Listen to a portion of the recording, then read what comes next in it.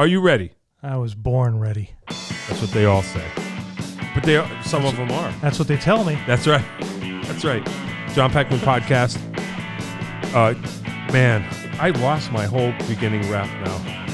I'm thinking we should even maybe start over. All right. No. John Peckman. No, it's too late. John Peckman podcast. Where are we? Beautiful downtown Portland, Connecticut. Come over the bridge, start looking through one set of lights, look left. I'm John Peckman, your host.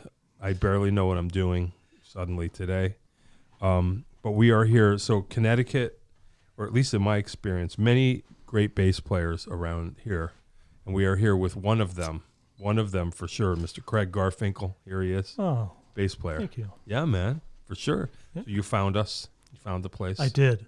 Yeah. I did. I've been in this town before. Oh, okay. Yeah. Winchester's right down the street. Oh, that's right. Yeah. Yep. The Winchester. Yep. The many venues of Middletown. Sure. From the past. Yep. So what are you doing these days? Tell us what you're doing. Playing wise, barely anything. Yeah, sure. Almost nothing. Right. Like all of us. Yeah, you can kind of consider me to be mostly retired as far as playing goes. You know, as a lot of us are. Yeah, right. Where are you ever going to make that $100 ever again? Yeah, or whatever it is. That's the thing. Yeah. You know, and that's my. You know, I generally won't leave the house for less than that, so it keeps me home. By the way, remind me to hand you your check before you leave here. Yeah, that's okay. But tell us about how you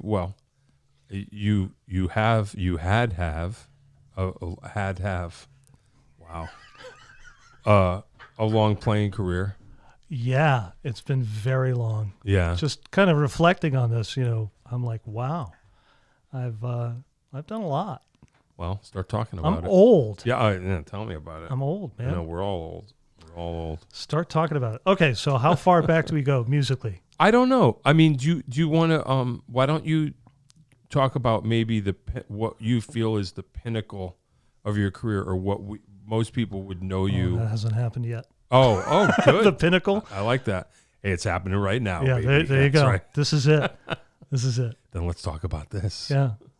But you know, like when were you most visible so that people could kind of understand? Most people around here would know me from Street Temperature, I'm sure. Oh, okay. Yeah. Right on. That was, you know. Yep. From 1987 to 91 in the first incarnation, and then 95 to 97-ish, something like that. Wow. In the last I always thought it was incarnation. earlier than that, but no, huh? Oh, no. Street Temperature goes way back. Uh-huh. But I'm not. I was actually bassist number 3. Okay. So when you say you joined at 87, that's not when the band started. No. Yeah. 78, I believe, was, and I was 18. I was in high school still. Mm-hmm. And I remember seeing them then. Yeah, I bet. Being very inspired by them. And I was like, they were one of the first group of musicians that I saw locally that were kind of my age. Okay.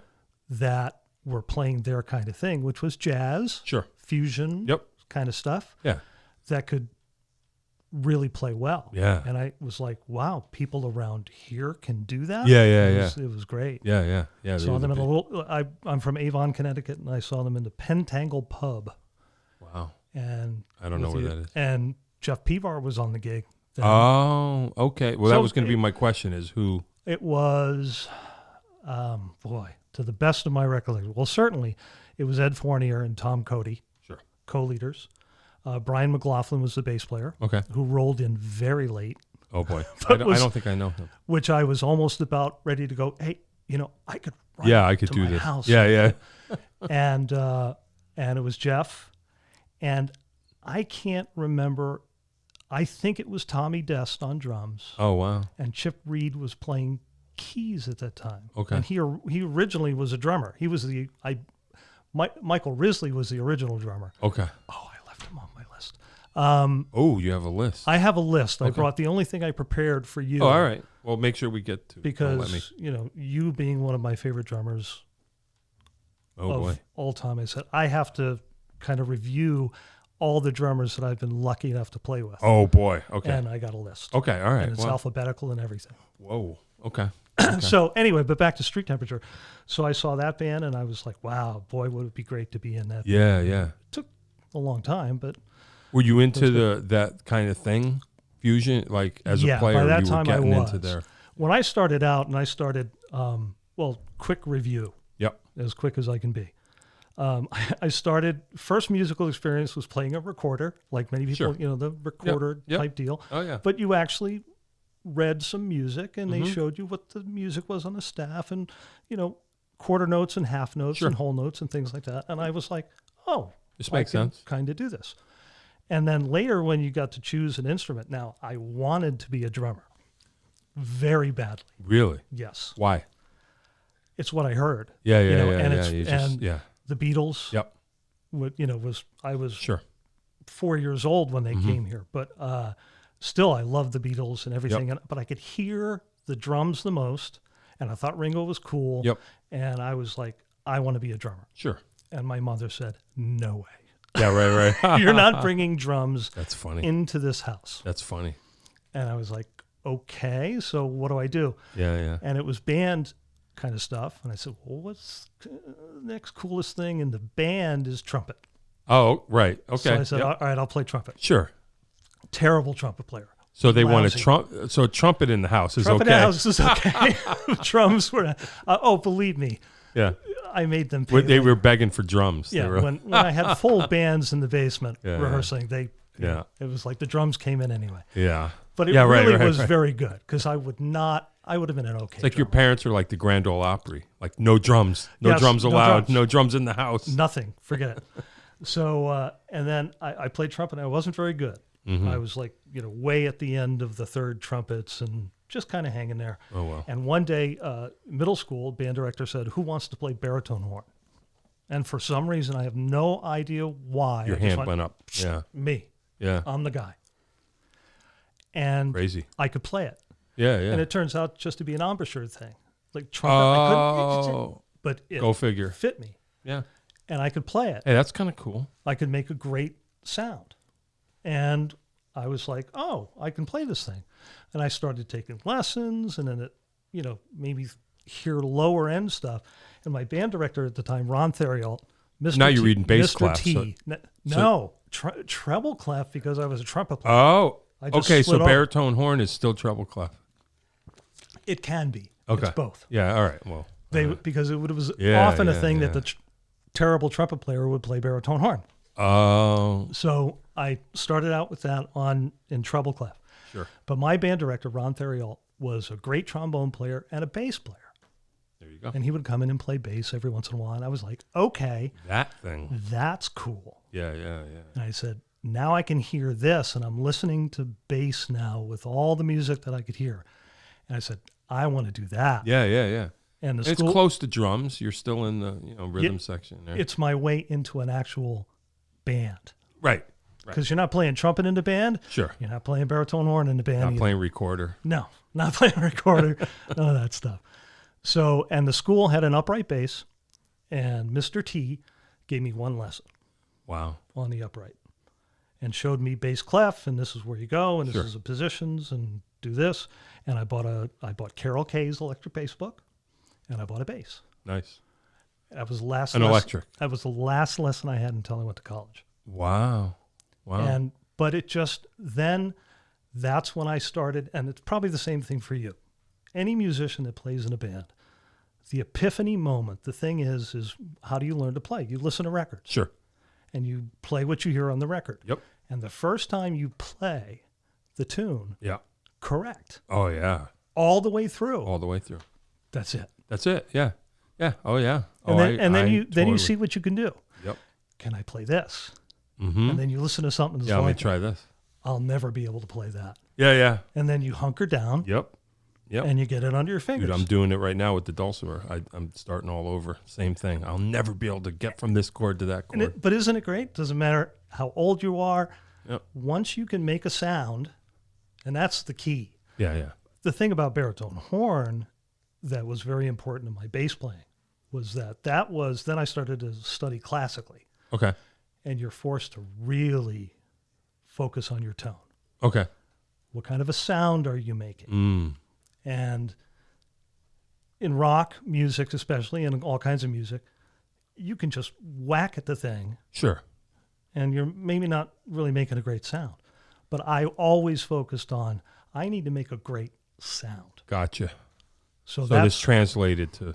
Yeah, so it translated to bass Word. very well. Yeah, interesting. Yeah. So I studied I went to Julie's Hart School of Music. I was by the time I was a senior in high school, I was like, okay, well, I'm going to go to Hart and study baritone horn. Sure. Then I realized, no, I'm not. Yeah. It's like, who has a gig playing baritone horn? There's like one guy. Yeah. And just no way. Yeah. And besides, girls don't dig the baritone horn. Well, girls don't dig one bass girl either, does. but, All you need is one girl, I guess. Yeah. And but then I was really getting into being in bands and high school bands. Yeah. All that kind of stuff. And I said, all right. And then I heard about this place, Berkeley College of Music, and I said, well, let me see if I can go there. And I did. For baritone horn? No, for bass. So this is when you were like, okay. I was like, forget this baritone horn stuff. There's no future in that. Can you play it at all? Now I haven't touched it in 40 years. Oh, wow. Like a John Entwistle scenario. Like he could give me a month and maybe. Yeah. Wow. But so Berkeley for bass. Berkeley for bass. Well, the first real band I was ever in, I was a senior in high school. It was a band called Sweet Talker. And I think I heard you talk about this too. And I was really fortunate in that I was the youngest guy in the band. Yep. All the other players were really good players and really good singers, which is really important. And the lead guitar player actually went to Berkeley. Okay. And he came out with the skills of being able to write charts. Mm-hmm. So what was really cool about that band was, first of all, it was very professional. Yep. So I learned that from the get-go. Show up on time. Show up. Rehearse. Yep. Have a blast, but everything is being done. Yeah. To a high level. Yeah. Might as well. Yeah, and everybody's older than me, and I'm the kid. And and you got to keep up. Yeah. It's the best way to do it. Be the worst guy in the band. Yep. That's where you're in your best spot. Yep. I believe that. Yep. I believe that for sure. If you're there and everybody else is better than you, it doesn't get any better than that. Yeah, I agree. I mean, that's how I started too. Yep. Yeah. If you're the best guy, then nowhere to go. Yep.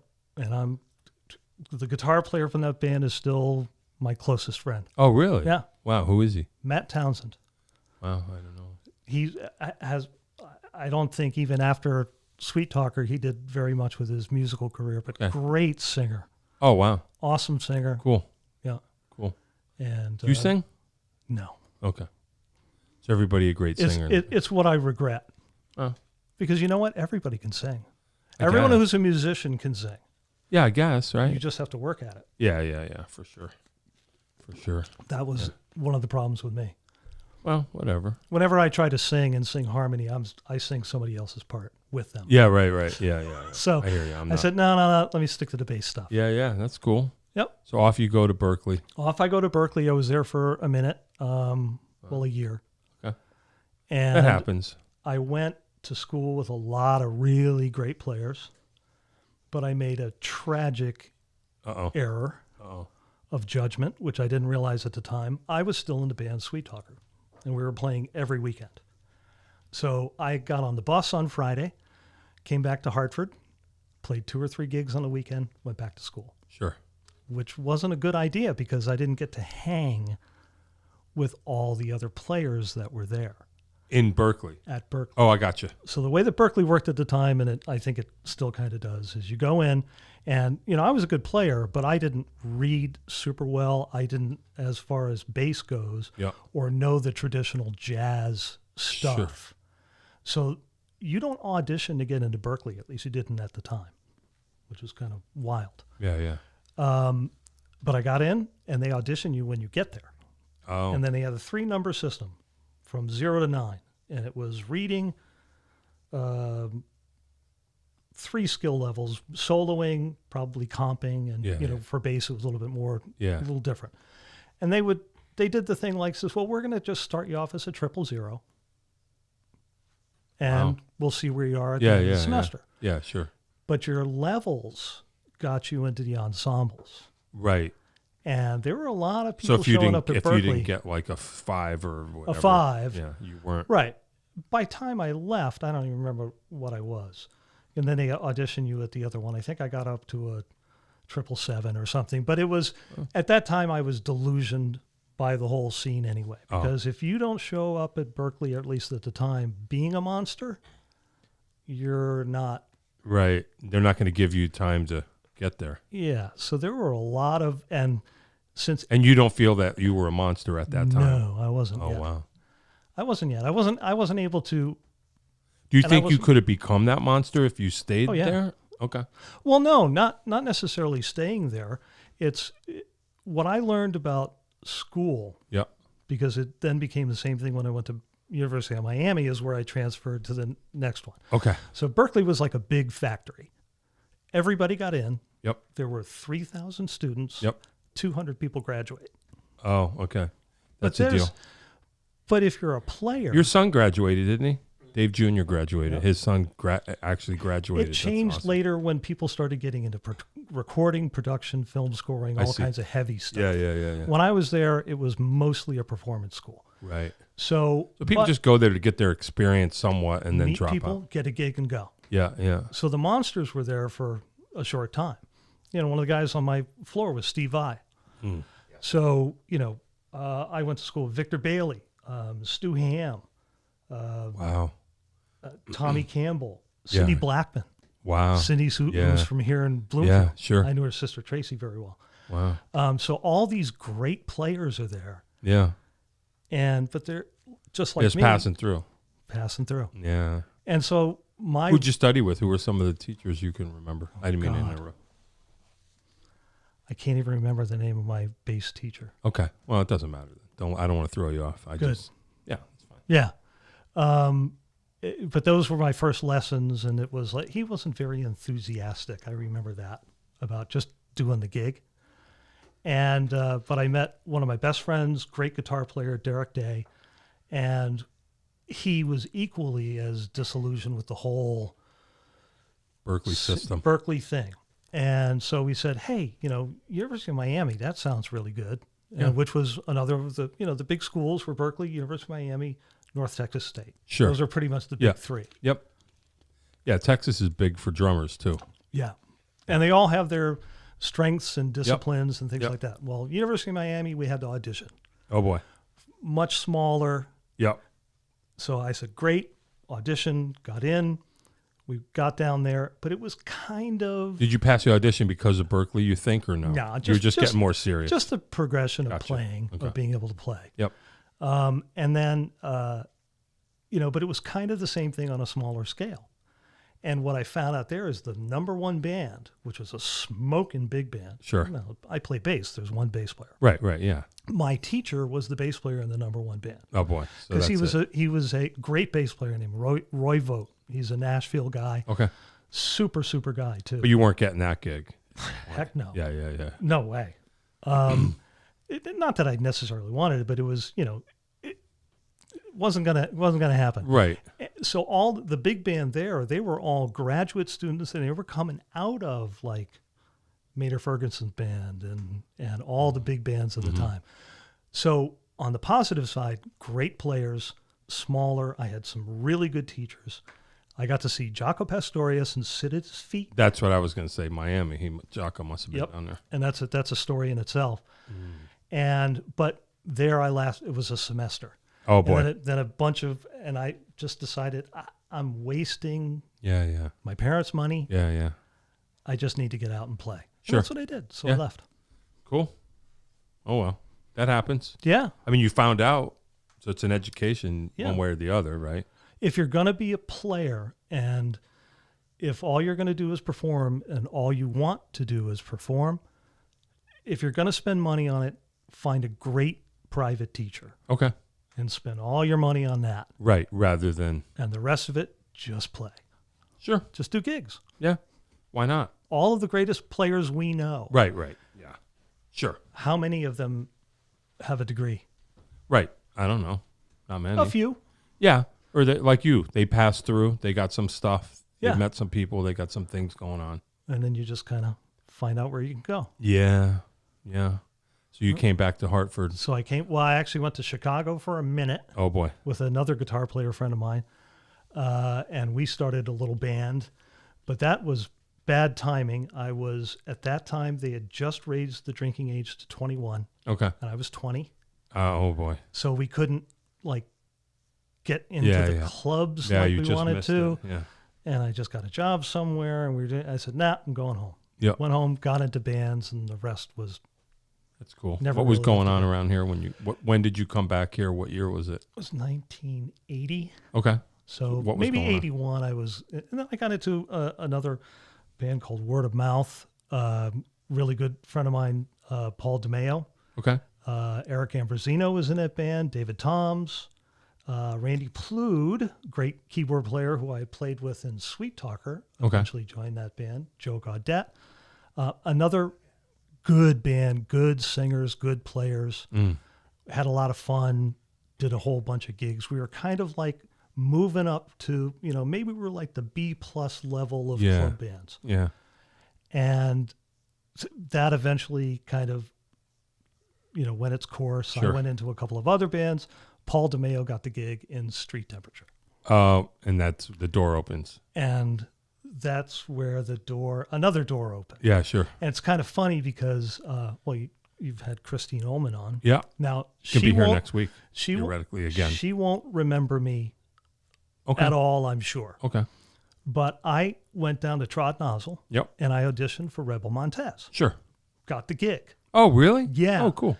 And I was really excited about it because after doing all this kind of jazz and fusion and all that kind of stuff, I really started out as a rock player. Sure. Yeah. Led Zeppelin. Yeah. That was my thing. Yeah. And so I went John down. Paul Jones plays a recorder. John Paul Jones recorder. plays a lot of things. John Paul plays a lot. Jones, the Lemon Song changed my life. Yeah. Oh, sure. Yep. That's I hear you. as an influence that when I heard that bass solo on the Lemon Song, Yeah, I was like, sure. Yeah, he never stops. "Oh, you can do that with this instrument." Oh, yeah. And this was pre-Jocko and all that stuff. Yep. That leads you back to Jamerson, probably. Jamerson, who was a huge influence, and I never knew his name until much later. Yeah, like everybody else. Nobody did. Yeah.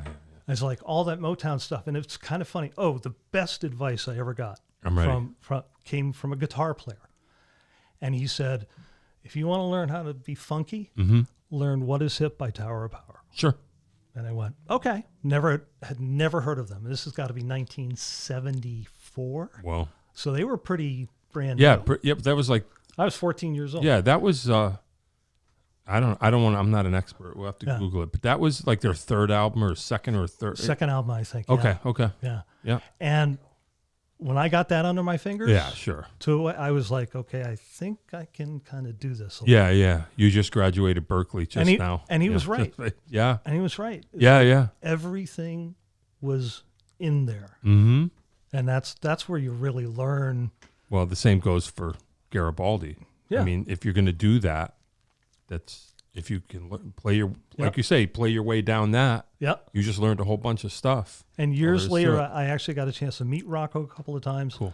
And got a chance to play. He did a clinic with Herman Matthews. Oh, I loved Herman. I really liked Herman with them. I mean, I loved, obviously, but I liked Herman. He did something special with that. He was great. Yeah. And they did a clinic and in Manchester? In Manchester. I was there. At Cheney Hall. Yep. Yeah, so it was me and Matt Zeiner. Okay, yeah. And I might not have known you guys yet, so I didn't. And I didn't, he's not on my list. Tony Leone. Yeah. Remember Tony? I know the name. I probably do know him. I'd have to think monster player. Okay.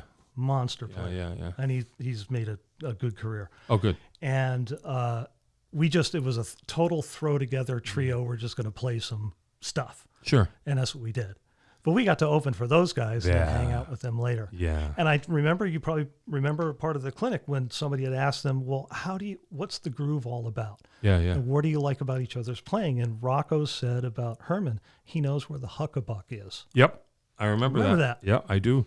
And I do. Yeah. Most people won't know what that means, but you and I know what that means. Tell me what it means. It means there's a swag. There's a swag. Yeah. There's a swing. Huckabuck. Mm-hmm. You know where it is, and you collectively know where it is. Sure. That's what groove is all about. Yeah. That's why I love playing with you. Oh, boy. Okay. Well, Well, we were both there. Can We're I tell a both in quick story about you? Sure. Can we talk about you? Tell a long story about me. That's fine. All right. So the first time I ever got to play with you, I don't remember the real circumstances behind it, but I do remember this part. So we're getting ready to play. We're getting ready to go. Yeah. Count off the tune. There we go. We start playing, and I was like, "Oh my God!" And I turned around and had to turn my bass amp down. You had to turn it down? Yeah. Why? Because you play nice and quiet. I do? You do. Wow, I never heard anybody say that before. You play, but that's what it called for. Yeah, I probably just read the room. Yeah, and it was just like boom, boom, boom. Wow. And I was like, oh. Oh.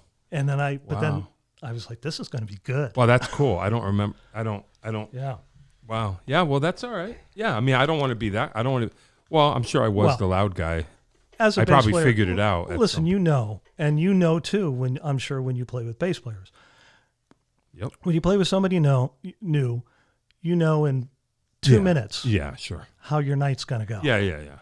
Well, we had good nights. We didn't have enough of them, but I always knew, like, okay, this guy. Yep. There's a couple of things that I remember about. Oh, yeah? All right, so there's another one, and I meant to say, now, this might not have been you, but I think it was. Okay. It is in my mind. I can't guarantee you because I don't remember a lot. It was at the Hungry Tiger. Okay. And it was a PVAR gig. Could be. Sure. And Lavolsi was the bass player. Okay. Yep. Often happens. And he, one of my favorite bass. Sure. Our favorite bass players of all another time. one. Yeah. Love Dave so Lavolsi. many. Yeah.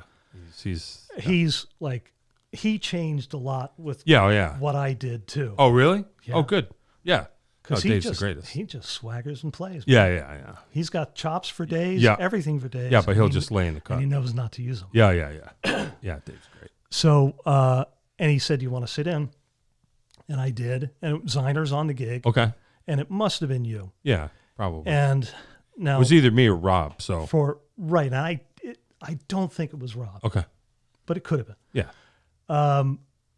But and musicians know this, and everybody knows this. Musicians always say, I don't ever want to play Mustang Sally. Yeah. No Mustang Sally. Yeah. No, we're sick. And to me, that's always like, that's BS. Man, you got to be able to groove on anything. Sure. And the call was Mustang Sally. Oh, really? Okay. And we played it, and I remember it to this day, how wide and cool that groove was. Well. And it built from here to there, and it's Mustang Sally. Yep. Well, that must have been me, because I'll tell you quickly my theory about that. Yeah. And so for people who don't know, bar band musicians such as ourselves, because there was a certain period where I think people learned Mustang Sally from the Commitments movie. Yeah, or whatever. And it made the rounds, and every band played it. So then when everybody would expect to hear that song from every band, and it just became a bar band standard. And I think over the years, as many of us do, you become bored with it, and you turn it into something that it isn't. It turns into a funk number or this or that, because you got to get through it. And I wouldn't say that I'm an R&B expert, but my parents are into R&B. And the original, I believe, it's either Al Jackson Jr. or it's Roger Hawkins. It's either Muscle Shoals. I don't quite remember. But if you go back and listen to the original, the tempo it's really socked in. Yeah, and the groove's ridiculous. And I used to, and I would be like, would kind of tell people that I would play with, I would be like, if we're going to play Mustang Sally, though, and I don't do this often, I go, let me play it. Because if we're going to do it, if you do it right, it actually works. Right. But you got to do it right. Mm-hmm. You can't just kind of blast your way through it. Let me kind of dig into it. So that's probably what I did. Yep. Because my thing was like, if you're going to do Mustang Sally and you do it right, it's actually really good. But there was anything that you play. Yeah. If you do it right. Especially when it comes to those I shouldn't say old, but the original R&B guys, I mean, they knew. Well, also doing it right is pretty much up to you and me. Yeah, right. Getting the right tempo and just like digging in. And as a bass player, my philosophy is always, listen, my number one job is to make everybody else sound great. Mm-hmm. Yep. Don't play stuff that's not supposed to be there. Right. And the number one thing too is, and you'll get your moment. We all get our moments. Sure. I'm kind of with you. Bass solo, I don't want a bass solo. Right, but I mean, you might have a moment where you can kind of. Yeah, it's okay. Yeah, and I try to do that, and just like any other good soloist, I try to tell a story when you do something like that. But it's all about, to me, it's the groove, and it's giving the support and making everybody else sound really good. And the really important thing is to listen to the singer. Yep. Because you can't. Yep. Do not play over the singer. No. Yep. I agree. I learned. That's what I learned. And from listen the to the older, words too. Right. Yeah. Exactly. That's what I learned from the older guys I played with. Was the singer was always like, "Watch me, watch me." So I learned to watch singers, and if the tempo is wrong, you watch their body language. If they're not getting enough breath, then you pull that tempo back or whatever you need to do. And I learned to be glued to the singer. Yeah. So and playing with horn players too is kind of the same We're thing. supposed to. That's what we're supposed to do because and also, I'm sure you thought of this too. Is you can play to impress other drummers or other bass players, but they're not going to give you the gig. The singer's the one that's going to get. That's right. And many, not all, but a lot of singers, they're just like they want me to play with them because I got their back. Yeah. So I get the gig. Well, and also if there's other really great bass players and drummers, they're not there. They're on a gig. That's true. That's true. That's true. Yeah, you can and just trying to impress people. Well, we all want to be impressive to some degree. And it's great. And when someone comes up to you and says, "Wow, like you really played great," that feels really good. Yeah. But it doesn't feel as good as when you're on stage. Yeah. And you get the look from somebody. Yeah. Someone that turns around and looks at you and goes like, "We're doing it." Yeah, we're doing it. That was cool. Yeah. There's a great quote from Jocko that he said, "Cleverness is no substitute for total awareness." And coming from a guy who's a player like Jocko, who people would say, "Sure, well, he's all over the place." They have it backwards. No. Yeah. It's like, yeah, he's not being clever. He hears, and that's the thing too, is that and I'm sure you agree with this. And I've heard you say, and I think this is so great as a drummer, you consider yourself an accompanist. Well, I am. That's the nature of the instrument. I mean, and so, but guess what? So is everybody. Yeah. So you can't just focus on, and you can tell. You've been on these gigs. I know, when there's somebody who ain't listening to anybody else. Yeah. Everybody needs to listen to everybody else. Yeah, no, that is for sure. That's when you're in a really good position. Yeah, it happens. Yeah, it happens not often enough. Yeah, I guess, or maybe, but yeah. Yep. No, it is true. Well, maybe we can move it. The one thing that I did to prepare for this is I thought about, because I said, well, you're a great drummer that I've gotten a chance to play with. And I think that the thing that I'm most blessed with, if you can call this a career. Sure. Go ahead. Yeah. We're all in the same is boat. How many great drummers I've had an opportunity to play with. And I wrote down a list. Hey. And it's long. Oh, go ahead. And it's we're at the halfway mark. So and I'm going to forget somebody. I'm sorry. And maybe you can even point them out. And I'm going to forget somebody. Okay. But here we go. Ready? Well, I don't know everyone but go ahead. Scott Allshouse. Sure. Jimmy Arnold. Oh, absolutely. Jeff Brown. Yep. Bill Carbone. Yep. Kevin Chenard. Don't know him. Paul Chenard, who is his cousin who I went to high school with. Great drummer. John Corvo. Yeah. Tom Dest. Artie Dixon. Yep. Tim Engel. Oh, yeah. Frank Jagger. Remember Tim? Tim was He reached great. out to me over great player. He was in Street Temperature for a minute. Oh, yeah. Okay. All right. He was great. Frank Jagger, Yep. of course, my longtime Sure. battery mate. Rob Gottfried. Oh, yeah. Danny Gottlieb. Yeah. David Henry. Yep. Doug LaChapelle. Yep. Dennis LeDuc. Don't know him. Billy, he was in Sweet Talker, my first band. Okay. Great drummer. Billy Latang, Springfield guy. Okay. Awesome player. Real pocket. Yeah. Mark Manzik. Oh, yeah. Mark. Yeah. Mark came into, we got to talk about Mystery Feet because you named that band. Okay. Ricky Marshall. Oh, yeah. Joe Mazza. Oh, yeah. Love Joe. Yeah. Floyd Murphy. Oh, yeah. One of the all-time great groove players. Yep. Merrick Lasiak, another high school buddy of mine. Okay. Great drummer. Dexter Petaway. Yep. Tom Peorik. Don't know him. Leave Pop. Oh, yeah. Joel Rosenblatt. Oh, yeah. Gary Stevens. Oh, yeah. Or 8 to the Bar alumni. Your predecessor. Yep. Yeah. Yep. Or one of your predecessors. David Toms, who was in an early band of mine, Sure. and Lenny White. Oh, wow. So that's That's kind pretty of damn blessed. good. Yeah. Yeah. A lot of great players. How can I complain? Yeah. Playing with cats like that. Well, all right. So that's what I think. I don't know. Maybe you're not like this. I don't know. But we always feel that in Connecticut, oh, we're just Connecticut guys. We never went to New York. We never went to LA or whatever. There's a lot of freaking great players around here. I feel the same way that I'm like, when you really think about it, you're like, I've played with great players around here. And I mean, I have ears. I don't know. Maybe we would find if we went to Nashville that we wouldn't be as good as we think we are with. But I'm just like, but for real? Well, but here's there's the a thing. lot of Matt Ziner and Jim Chapdelaine. I mean, the list goes on and on. Bill Holloman, God, who's played with everybody. Yeah, it's ridiculous. But the thing is that, and all these guys Christine will tell you, I'm sure, Cooch. I mean, who's more recorded than Danny Korchmar? Not a lot. Right.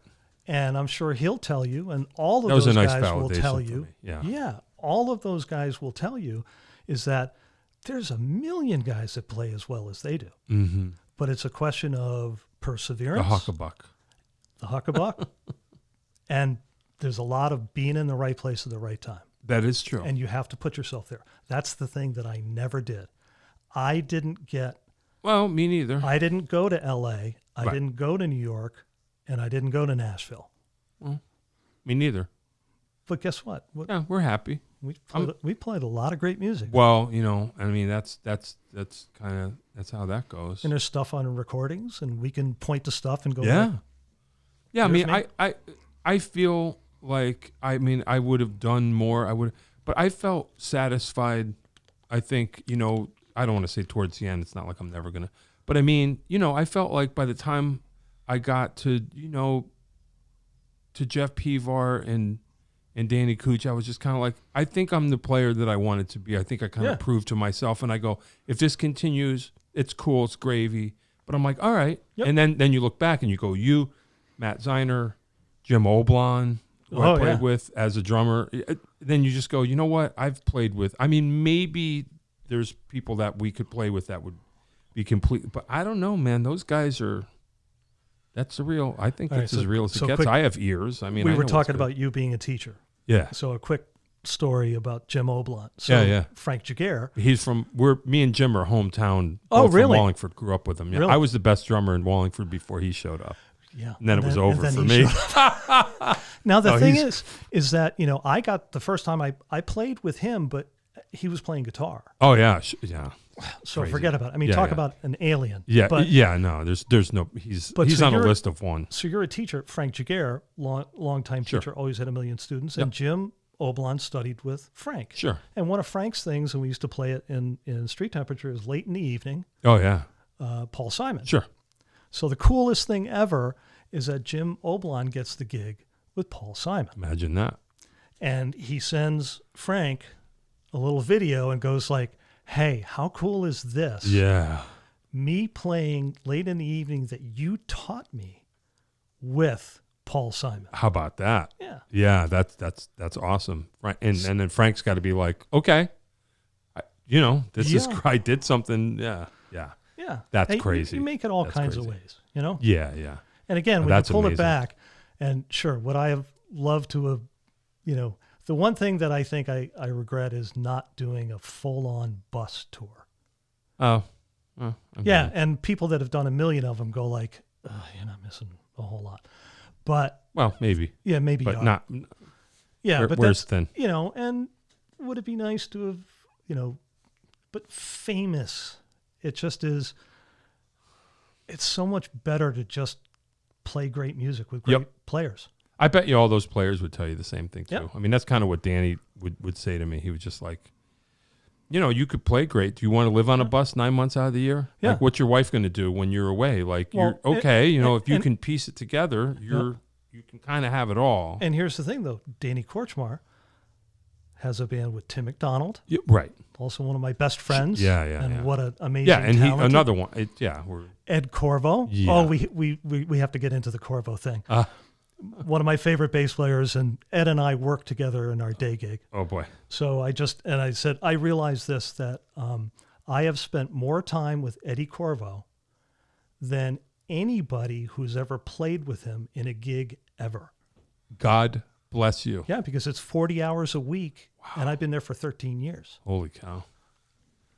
So that opens I up can't, a whole other thing. I'm just saying this because that's amazing because I can't spend more than 5 minutes without Eddie without wanting to wrap my hands around his neck. I'm kidding. Of course. But have that be repetitive, like all day long.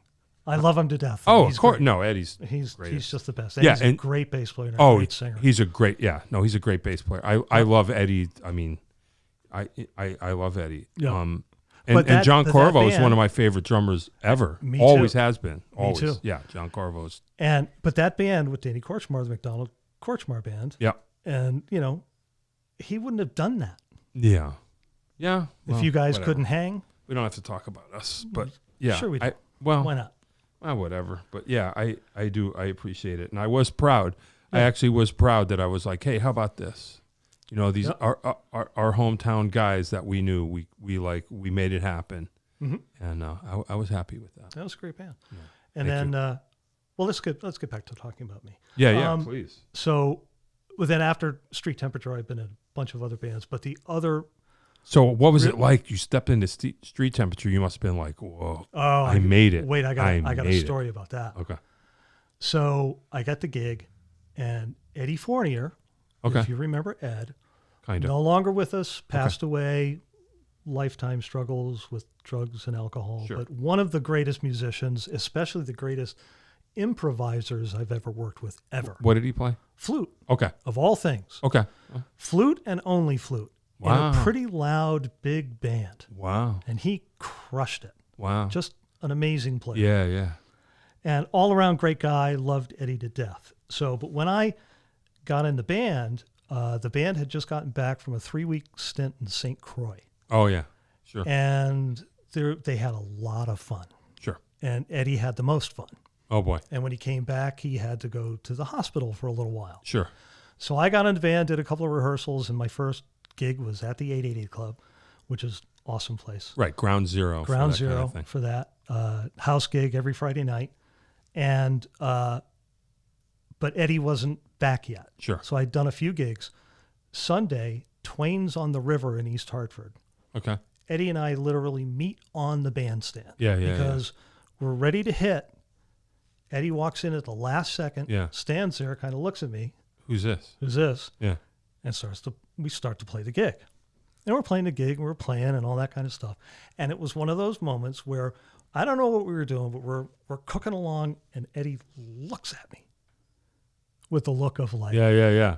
Oh boy. Oh, here we go. This is going to be good. Yeah. And that just meant the world to me. I made it. I was like, man. That was my okay. Yeah. Now I'm in the band that Pivar was in, and all these guys, and I guess I'm going to be able to stay. And how long did you stay? 4 years. That's cool. In that incarnation. Yeah. And then later on, it became a smaller R&B. Who was on group. drums at that time? Frank Jagger. Okay. Yeah, Frank. So there you go. Yeah, Frank was the drummer for most of the time. He left before I did, and there were Tim Engel. Yep. And there was another guy who was from UConn. It was Ricky Marshall. Oh yeah, sure. Yeah. And he was on my list, wasn't he? Yeah.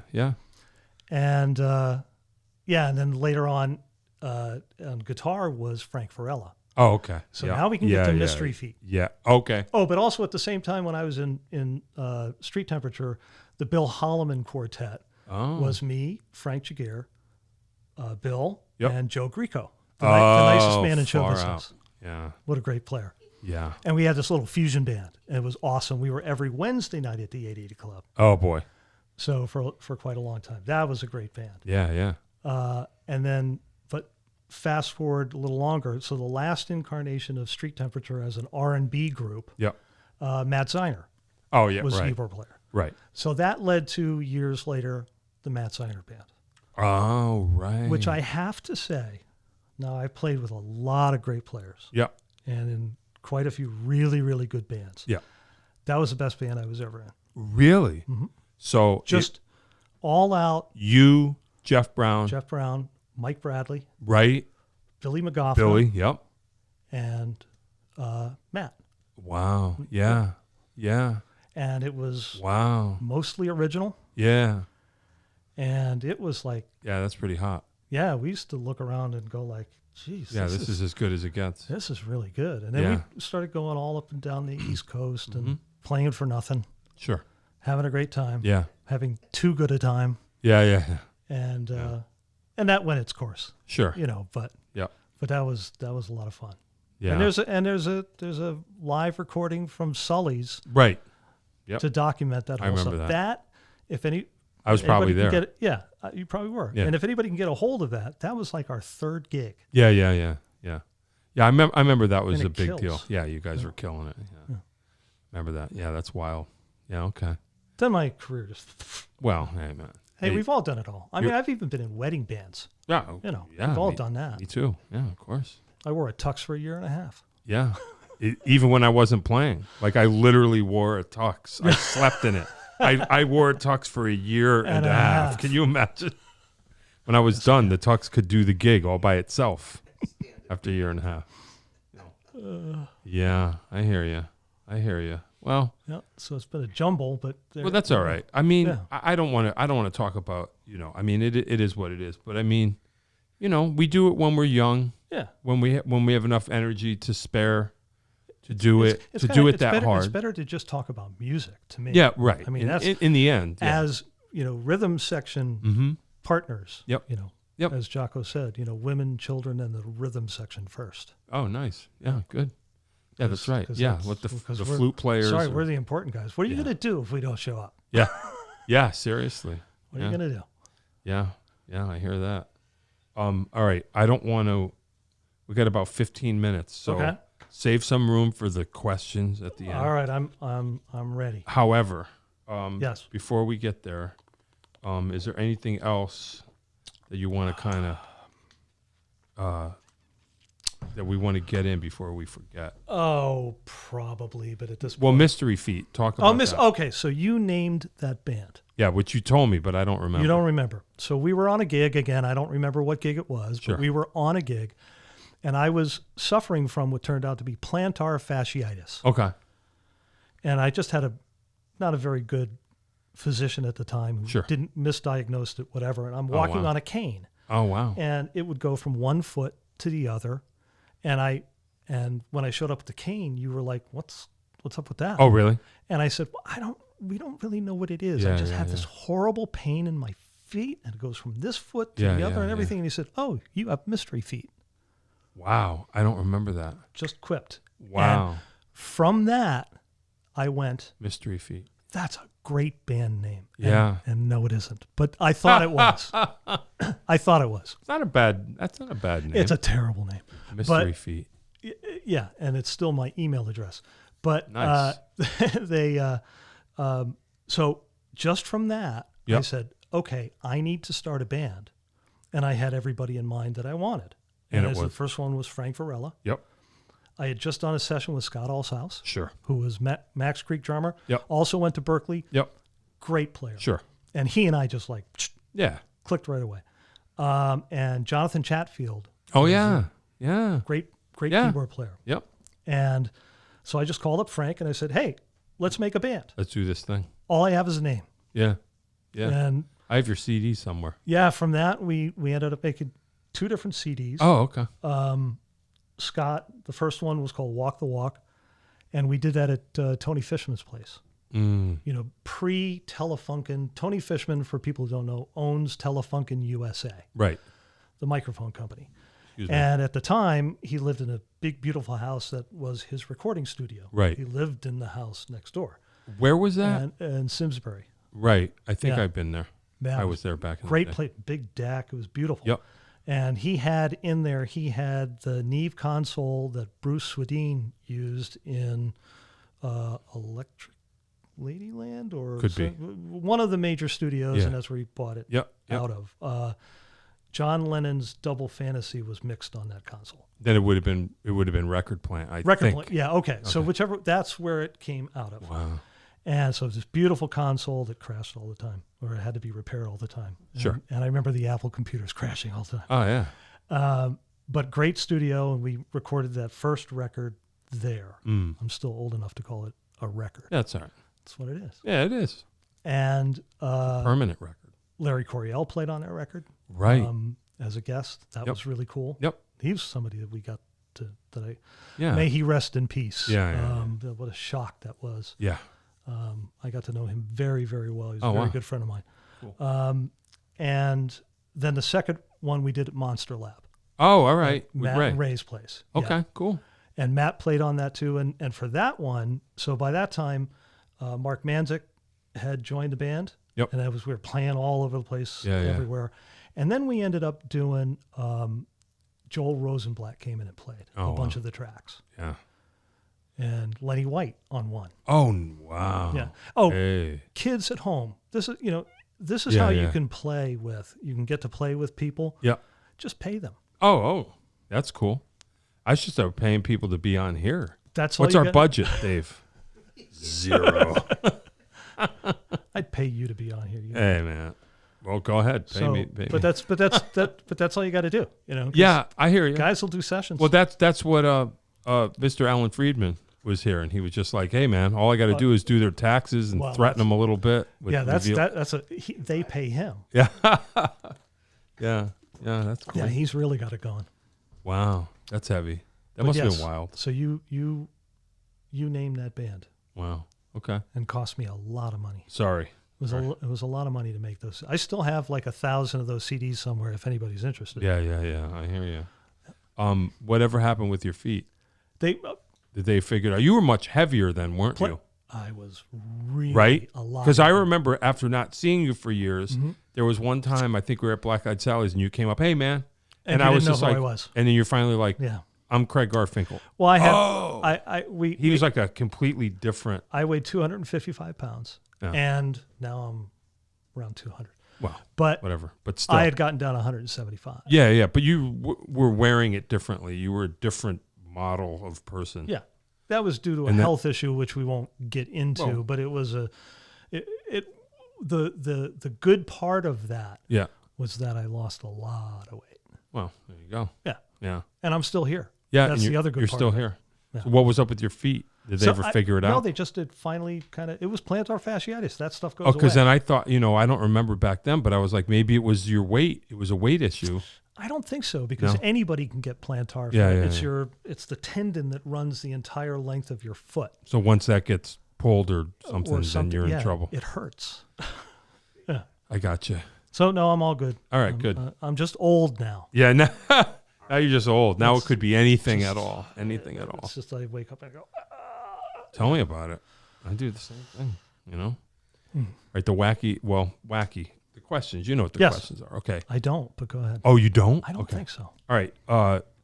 Consistent practicer of your instrument. No, Okay. I play, Sure. and I don't do it that often. And when I do, it's my iPad and headphones, and Sure. I play through a little preamp, Yep. and I play a Sadowski bass, which I dearly love. Nice. It sounds awesome. And you know what I play a lot too? Tom Petty, Full Moon Fever, Oh.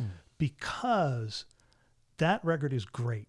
Oh, yeah. And there's great drumming on it. Yeah. Bass playing is Yeah. great, and it just is solid. It's Yeah. great for my fingers. Oh, nice. And I love that. Yeah, I love Tom Petty. Toto, Nice. I've been playing Toto's first record. That's a really good record Yeah. to play with. Yeah. So, That's and that's cool. it. But practice, no. Yeah. Well, you already know your way around the fretboard by now. I know where it is. I'm just curious. I know where sometimes. the huckabuck is. Yeah, that's right. Desert Island albums, a few Ooh, that could define you. wow. I know it's hard. I think if I was forced to listen to only one band, it would have to be the Beatles. Okay. But man, there's so yeah. many. Heavy Weather Report, Yeah. for the fusion side of Sure. things, that Yeah. would have to be there. Yeah.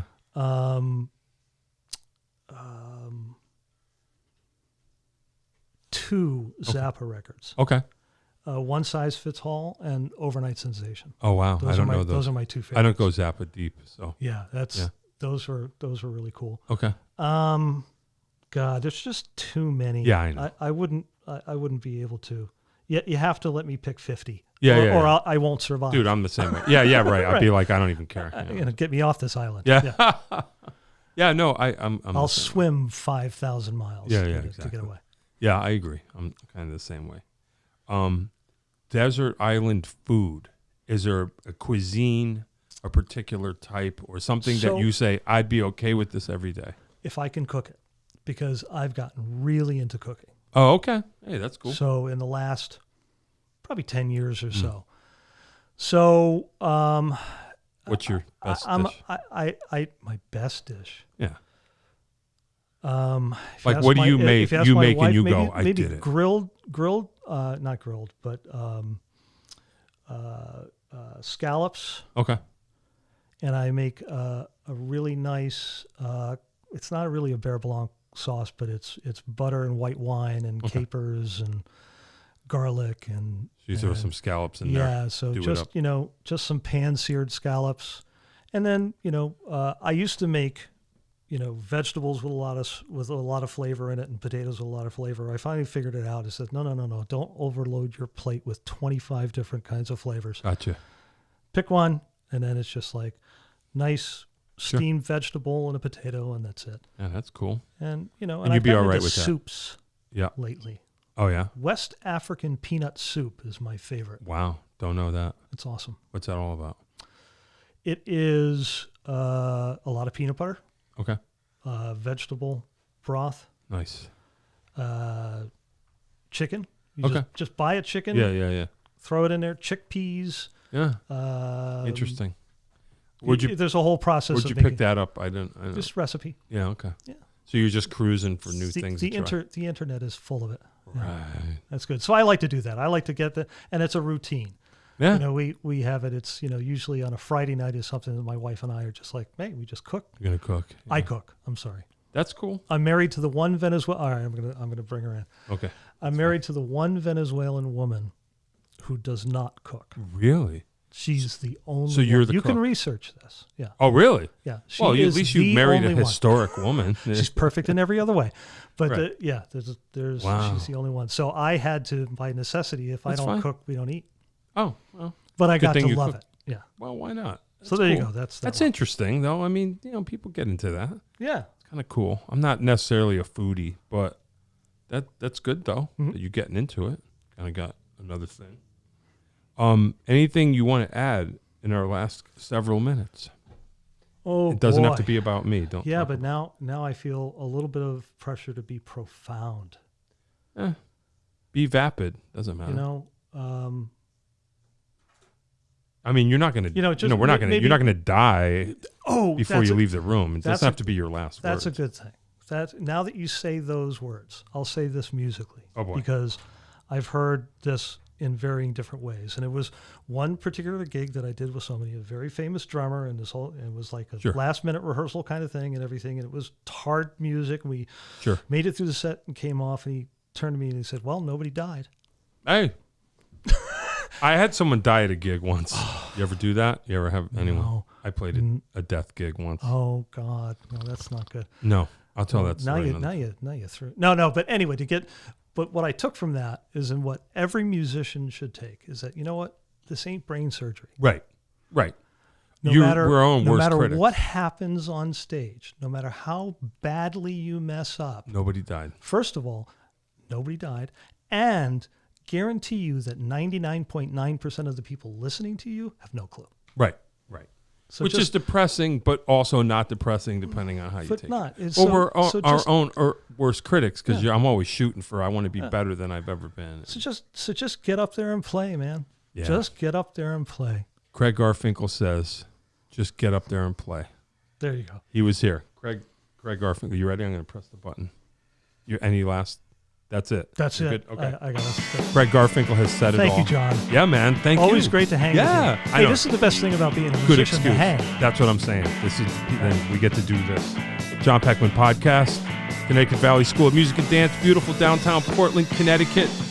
Come across the bridge, go through one satellite, start looking left. Thank you for listening. We appreciate it.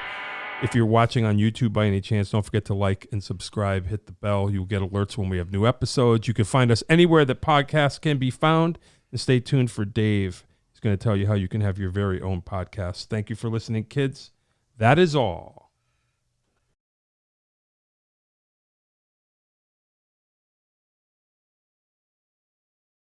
If you'd like to start your own podcast, give us a call at Connecticut Valley School of Music and Dance. Our professionally designed podcast space is here for all your recording needs. Rent out our studio to do interviews with up to 4 people, to record audiobooks, social media content, and all other recorded material. Our rentals include a private studio along with our professional-grade podcasting equipment, and we can customize your output to whatever your needs are. We also have green screen capabilities, which will expand to video capability if you so wish. So check us out here at convalley.net/podcast.